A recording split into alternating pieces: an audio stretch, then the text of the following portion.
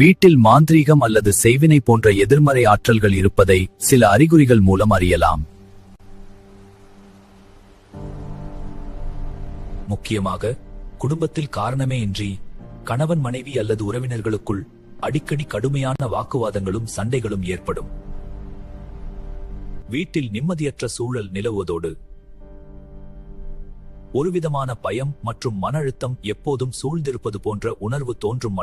உடல் மற்றும் மன ரீதியாக மாற்றங்கள், நீண்ட கால நீயாத உடைகள், கோபம் மற்றும் தேவையற்ற பயம் போன்ற எண்ணங்கள் மேலோங்கும்.